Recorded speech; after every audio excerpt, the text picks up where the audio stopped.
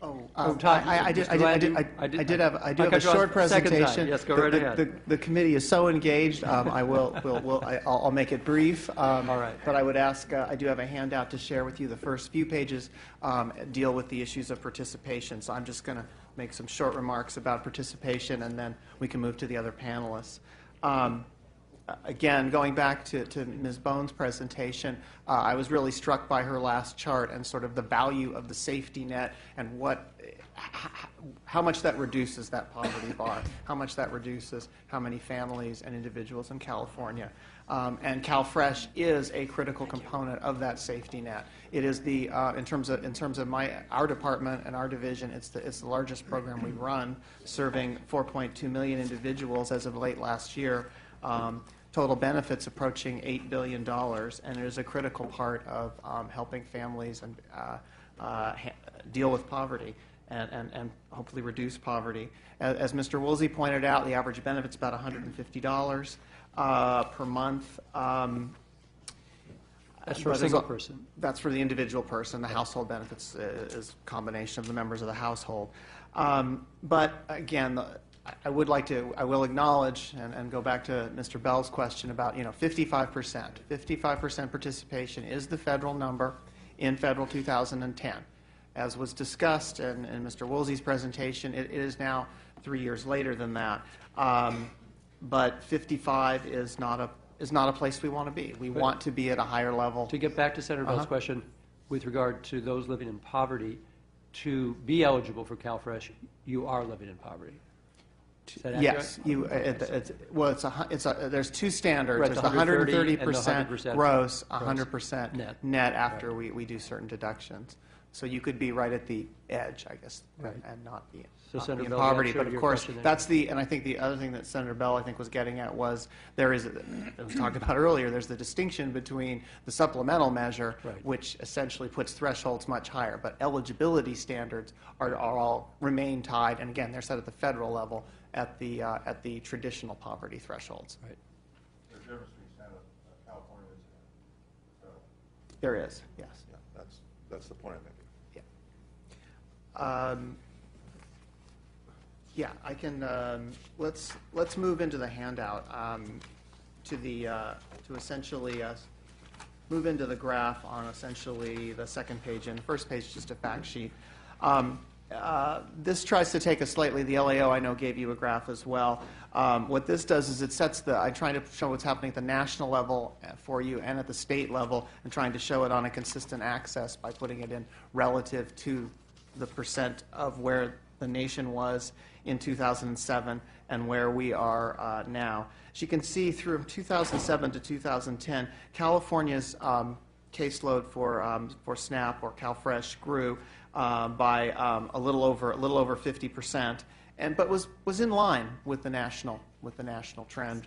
National's growth was also about 50, but a little bit higher. But then you really do see, when you look at the sort of the second half of the chart, you see that our growth in the caseload continued at a substantially more rapid rate than the national. Although, as Mr. Lightbourne is suggesting, we are starting to get past the recession, and the raw number of eligibles, probably at the national level, have already potentially peaked.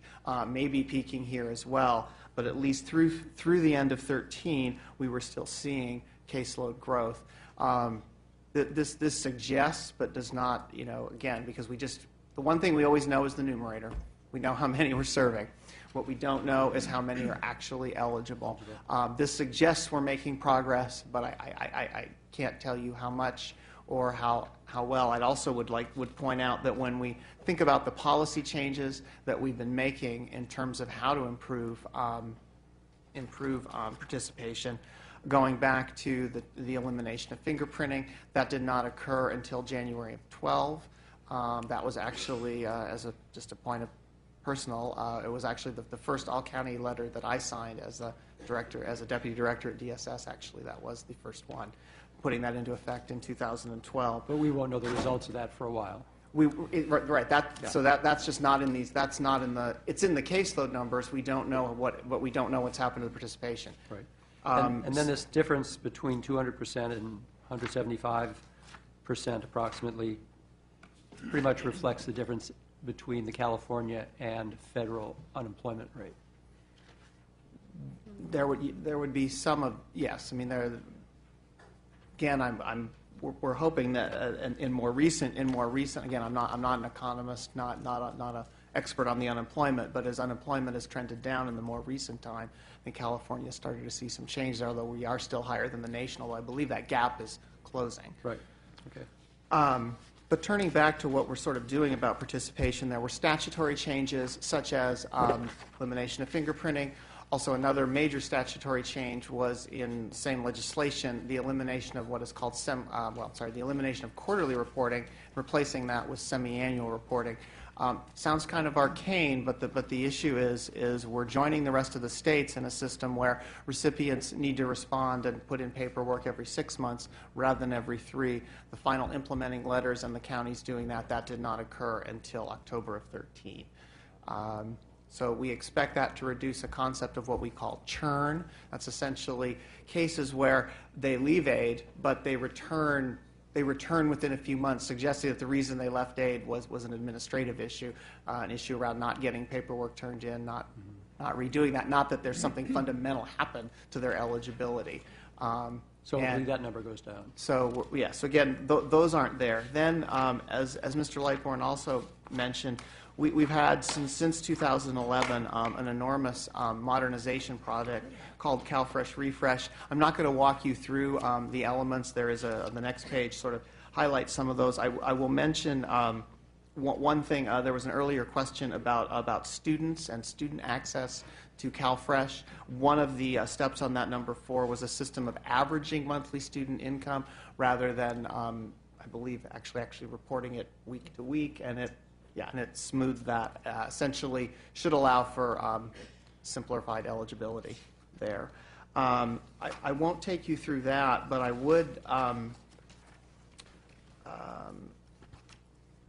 would like to talk about county level efforts to increase participation.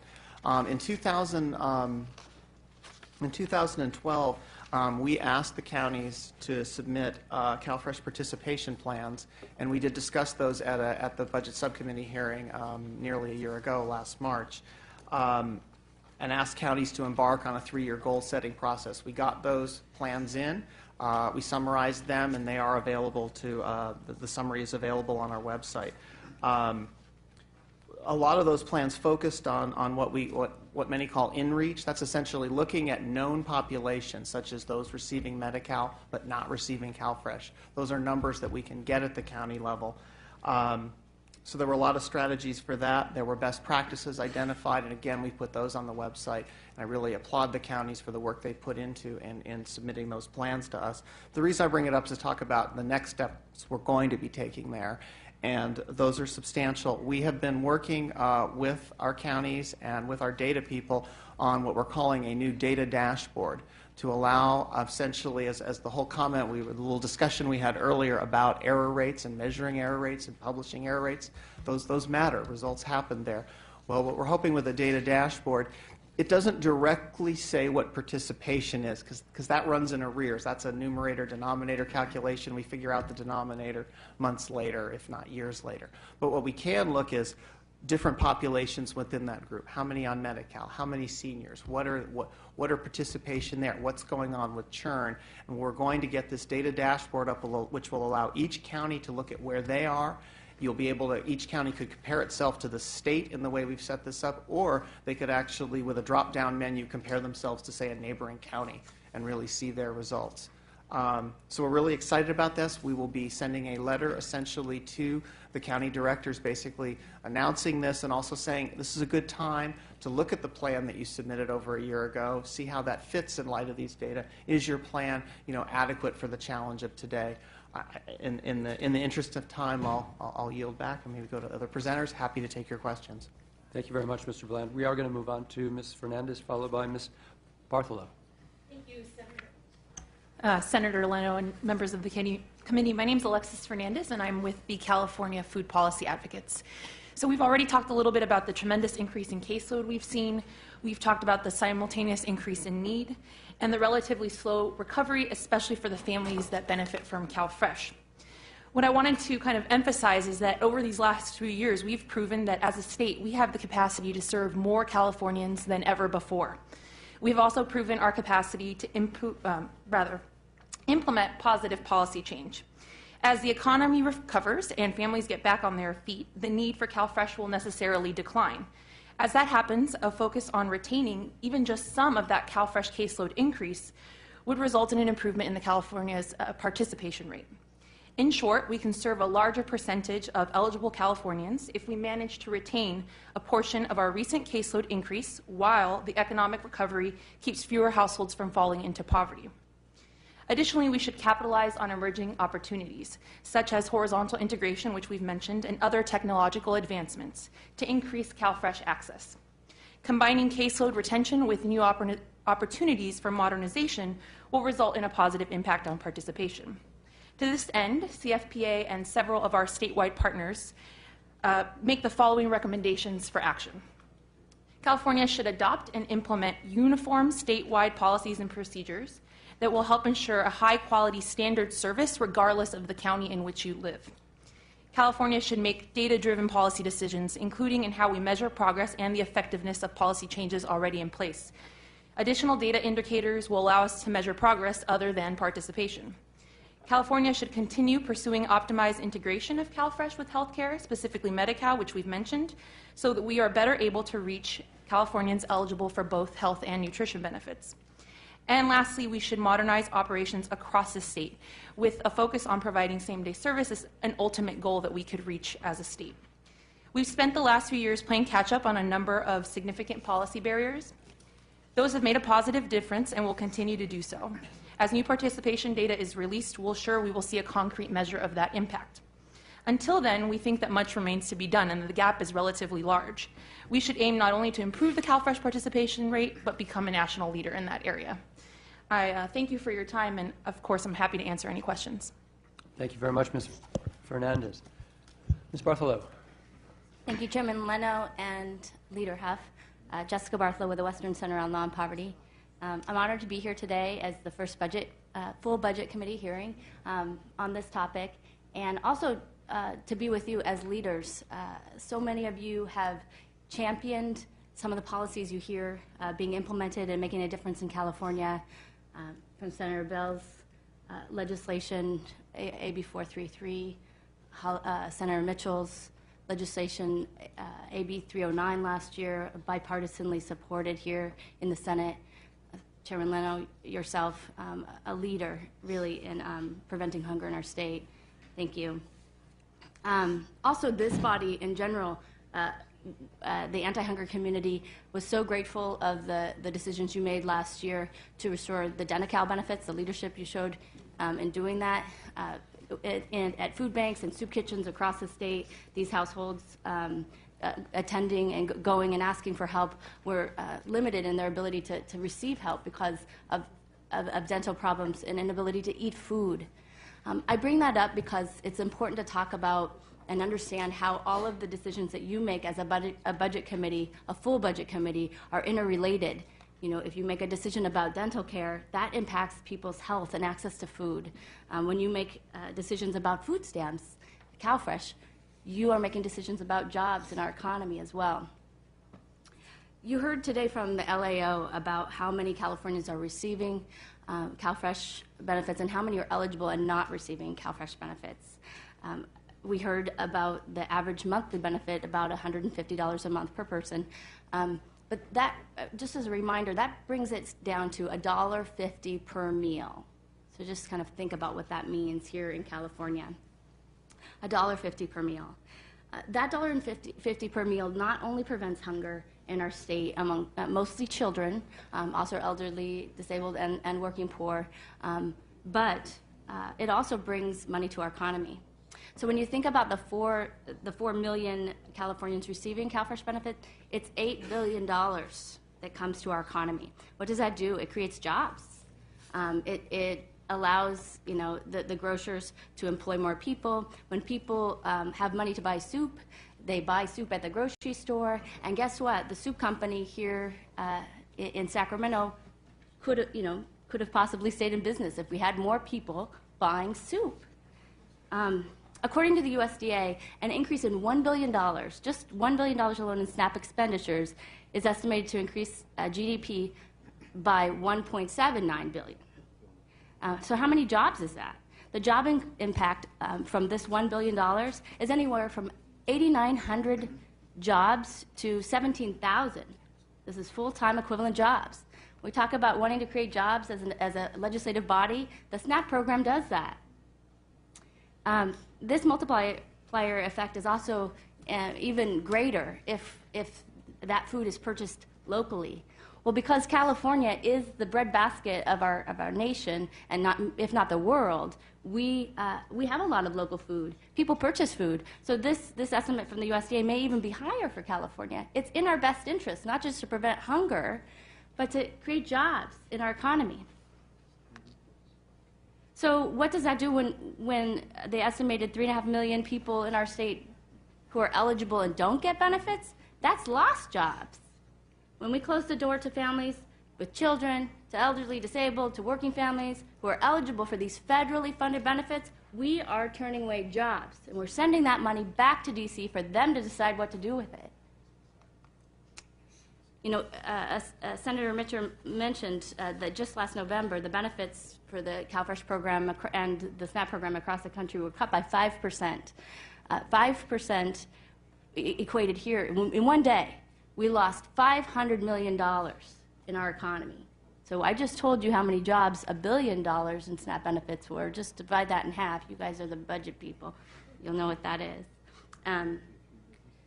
And I know that there was a dual purpose in today's hearing, and Leader Huff had mentioned at the beginning of of our hearing today that there was this dual purpose, and I want to just recognize that. In his comments, in your comments, Leader Huff, you mentioned that people, people are coming to this conversation with their own perspectives. I speak to, low-income people every day. It's part of what I do at Western Center. It's part of who I am as somebody who grew up poor here in California. There is nobody who's more angry about cheats and liars and scammers than poor people who receive food stamps, except for one group of people. People who are even more upset about it are people who are going hungry and apply for benefits and are denied or can't get through the process because it's too complicated. Those folks are humiliated, they are angry and frustrated, and they should be. They're hungry in one of the richest places in the world because the barriers are too great. And this is complicated even further by what happens when we focus on this 1% of waste, fraud, and abuse, this 1% of overpayment and overissuance of the program, is that we focus on this as a narrative about what hunger is and what the SNAP program does. And this narrative is harmful because it takes up so much space, and it makes poor people feel as though they've done something wrong. And so many of them are working and trying to do their best. And those folks who are embarrassed about being poor make up a pretty large percentage of the 45% of eligible non-participants. They're people who, like my own family, was too embarrassed to ask for help when we needed it, and instead are going hungry in places like Placer County, where Ms. Patterson is from. And this isn't okay. So I am so grateful, Chairman Leno, and to the members of the committee for talking today about the 45% of eligible non-recipients and focusing on that, in addition to talking about the 1% that should not be getting benefits when they're not eligible. Thank you. Thank you, Ms. Bartholow. You make some very important points. And you raise an issue that I don't think we've addressed yet, which is what percentage of those who are recipients in California are working? Do we have that figure? Well, it's 42. Yeah, it's 42% of the. So nearly half. Nearly half of those who are recipients are employed. Yeah, and so many more of them want to be employed. Of course. I mean, they're in economies with double-digit unemployment. But SNAP could bring more jobs if we were to be able to make more people eligible. And of course, it was somewhere between 8,000 and 17,000 jobs per billion. And we know we're leaving about $9 billion federal dollars on the table here in California, so let's round it off to 10,000. That could be another 90,000 jobs. Can you imagine? I know people who want those jobs. Yeah. Questions? Yes. Senator Monty. Thank you, Chair Leno. I want to thank all the members of this panel for helping expand our understanding of what's been achieved and what we still need to do. The question I asked the last panel, I don't know if anyone has any information, the impact of the curtailment of unemployment insurance benefits. How many people currently receiving unemployment insurance benefits may already be eligible for CalFresh, in which case it doesn't change eligibility status, versus those who would be newly eligible or a family because of loss of unemployment insurance benefits for one or both heads of family? I can try to answer that with not with a lot of precision, but over a year ago, I mean, I know the Congress is now debating, I guess, the extended unemployment insurance benefits in it, but they're possibly thinking about a restoration. But we went through something very similar a year ago, and at that time, EDD, when they sent their essentially notices to individuals about the loss of those benefits, we included a CalFresh information stuffer in that. We did a little bit of data analysis of that, and it didn't appear that we had that big an impact in terms of increased applications. It appears that a lot of households where they're collecting unemployment insurance, there may be another member of the household that might be working, or there might be some other income in the household. So what I will also say is that we've been working with our partners at EDD, and essentially their website includes links to our website, to CalFresh, which in turn can take you to a wonderful site operated by essentially the county welfare directors, where if you go to their site, you just punch in your county, and then it brings you directly to the correct, we have the 3 consortia systems for operating, it brings you to the correct portal there. So there is a share of information. I don't have any real more specific numbers than that. Thank you, because please. I would like to just add, we have 222,000 Californians who have lost their UI. They've lost their unemployment benefit. About 12% of those who, in the total unemployment benefit recipient population, participate in CalFresh. So they're already low enough income, even with that benefit.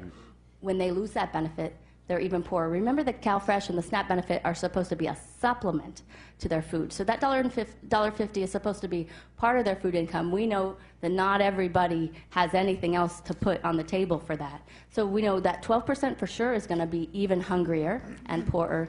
But there'll be some, you know, as you said, and I would just congratulate both our EDD and our DSS departments who have really worked hard to reach out to these populations, but it's not enough. We're hoping that Congress will make the right decision to renew the benefit. Thank you. Well, that's helpful. I guess the other question, and as you do point out, a lot of the recipients are low-income workers, part-time hours, maybe even full-time hours at minimum wage become eligible. Any data on for families where they're qualified for CalFresh as a family and the children are the beneficiaries? How far do the CalFresh benefits carry a family to provide food and nutrition through the course of a month? Depends on the month. Yeah. Pardon? Right? It depends on the month. If the month is a month in which the kids are in school, and because of budget cuts here in California, we have fewer of those months, right? We've lost a lot of days of school for kids. But if they're in school, there is child nutrition programs that they can participate in, and it helps carry the families a little bit. During the summer, those months are long months for low-income families. The winter, the holidays, also very difficult. So it depends on the month. But that being said, the National Food Bank Network does a study every year, and the California Association of Food Banks and food banks throughout the state participate in that study where they just finished one, where they interview people coming in, and what they find is that during the last week of the month, there are more people coming in, and they ask their client population of those receiving SNAP, how long does the SNAP benefit last? It lasts about 3.5 weeks. So those last days of the week are really difficult. And DSS has the data to show what happens on the first of the month when the benefits start coming in, and so do all of our retailers. People are lining up at midnight because those benefits are there on the card, and they're going shopping. Thank you, and that's certainly been the experience in my district, where we have 25% of children in Monterey County living in poverty, and for families, 3 weeks is kind of what we hear is what the benefit will buy, despite programs to help stretch those dollars. One of the good programs implemented was our legislature allowing farmers markets to accept CalFresh swipes, not mandated, but it's permissible. And some of the farmers markets are providing an enhancement. You swipe for $10 and you get $15 of buying power. So I think looking at ways to expand those programs also would be of value. Well, and I think to be able to focus on the impact on children, remember even one experience of hunger, new science data on the brain shows, and Senator Mitchell has highlighted this in her work. One day, one experience of hunger can change the life chances of that child, can increase the likelihood they'll be sick or ill or experience, out years of health problems just one time. So it's you might say, well, they got through 3.5 weeks and they just a little bit left. Those days can be the difference between a kid's life chances.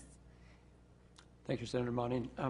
I had that experience in that I took the food stamp challenge a couple years ago, not for a month, but for a week. And it was a little less than $5 a day at that point. And I would highly suggest it for anybody just to get a real experience of how impossible it is to live on $1.50 per meal. And I ran out after the 5th day. And trying to be true to my efforts for a full week because I ran out, I went to a soup kitchen that I'd volunteered at some years ago because was my option. Also, to follow up on your point that this is supplemental, the California Budget Project has a new publication out on how much does it cost to raise a family in California and breaks it down by county. Clearly, living expenses vary from county to county, but they do use a standard figure for cost of food. And for a single adult, they estimate $293 a month, which is about $10 a day, $10 a day for each through the month. And the food stamps would represent about half of that. So it could certainly help someone significantly who is living at poverty or below. Senator Jackson, you had a question.